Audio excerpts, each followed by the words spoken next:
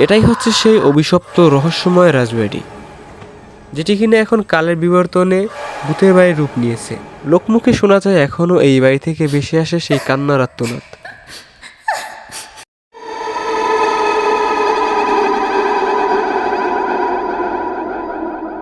হে welcome guys, তো আজকে আমরা চলে যাচ্ছি সেই অভিশপ্ত রাজবাড়ি সম্পর্কে জানতে এবং আপনাদের জানাতে।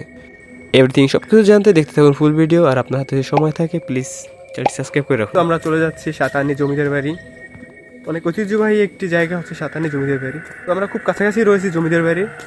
যেহেতু এটি কোনো সরকারের আওতাধীন কোনো পর্যটক স্থান না, তাই এটা কোনোভাবে সংস্কার করা হয়নি, তাই মাটির রাস্তা ধরে চলে যাচ্ছি আমরা সেই রাজবাড়িতে। ওয়েলকাম গাইস, তো আমরা আজকে চলে এসেছি আমাদের সাতানিতে জমিদার বাড়িটি। তো এটা খুবই পুরনো এবং ঐতিহ্যবাহী একটি জায়গা। আজকে আমরা সম্পূর্ণ বাড়িটি এক্সপ্লোর করব বা এভরিথিং সব কিছু দেখানোর চেষ্টা করব। তো সিধা ভিডিও। এটাই হচ্ছে সেই বাইশাহীর ভয়ঙ্কর পরিত্যক্ত রাজবাড়ি। লোকমুখে এখনও শোনা যায় এই বাড়ির সামনে থেকে তখনকার লোকেরা কেউ জুতো পায়ে সুস্থ মতো হেঁটে যেতে পারতো না। অবিচার, নির্যাতন, নিপীড়ন, অনৈতিক কাজকর্মই ছিল ওই রাজার মূলনীতি। বিশেষ করে মুসলিম ফ্যামিলির উপর এই অত্যাচারটা বেশি করা হতো। এলাকার লোকমুখে এখনও শোনা যায় তখনকার মুসলিম ফ্যামিলিদের উপর এবং মুসলিম ফ্যামিলির ছেলে মেয়েদের উপর এক অনৈতিক বৈষম্য তৈরি করে দিত এই রাজারা।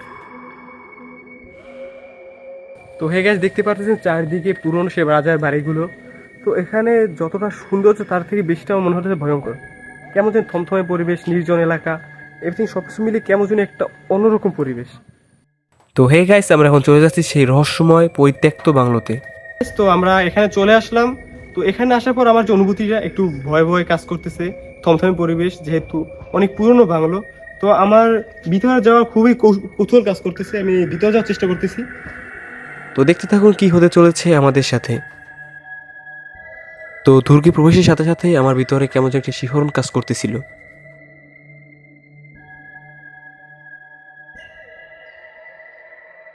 দেখতেছেন এখানটা থমথমে পরিবেশ, মানে ভুতুড়ে টাইপের বলতে পারেন, ভয়ঙ্কর একটি জায়গা। তো আমার কিছুটা ভয় কাজ করলো, আমার এক্সাইট কাজ করতেছে দেখা। আমার অনুভূতি হচ্ছে যে এখানে বিষয়ে জানা, আমি জানার চেষ্টা করতেছি যে ভিতরটা কেমন সবকিছু। তো আমার ভিতরে একটি ভয় ভয় কাজ করতেছে। আপনারা যদি আসেন অবশ্যই দেখতে পাবেন ভিতরটা। এটা হচ্ছে সেই 24টি দুর্গের ভিতরে একটি দুর্গ, যেটার নাম দিয়েছিল বালাখানা। এখানে নায়করা এসে বসতেন। একটা সময় সেই জনবহুল রাজপ্রাসাদ এখন পরিণত হয়েছে পরিত্যক্ত একটি বাড়িতে, যেটা কিনা এখন সাপবিচ্ছুর আশ্রয়স্থান। তো হে গাইস, দেখতে পাচ্ছেন এই সিঁটা দিয়ে উপরে যাওয়া যায়। আমি মূলত যাওয়ার চেষ্টা করতেছি উপরে, কিন্তু জানি না উপরে গেলে কি হয়। আমি যতদূর জানি এখানে সাপতাপে থাকে, বা জানি না ভুতুরে কিছু আছে কিনা। তো আমি উপরে যাওয়ার চেষ্টা করতেছি। তো আমি এখানে আসার পর তেমন কোনো খারাপ জন্তু বা কিছু তেমন দেখতে পাইনি। তো আপনারা চাইলে অবশ্যই চলে আসতে পারেন এখানে।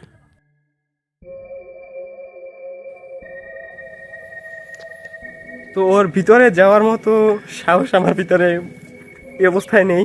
তো আজকের মতো ভিডিও পর্যন্তই, আমরা চলে যাব আমাদের গন্তব্যে। তো দেখা হবে পরবর্তী কোনো নতুন ভিডিওতে। সে পর্যন্ত সুস্থ থাকুন, ভালো থাকুন, আল্লাহ হাফেজ। এবং আমার চ্যানেল যদি নতুন হয়ে থাকেন অবশ্যই চ্যানেলটি সাবস্ক্রাইব করে রাখুন এবং পাশে থাকা বেল আইকনটি ক্লিক করে দিন।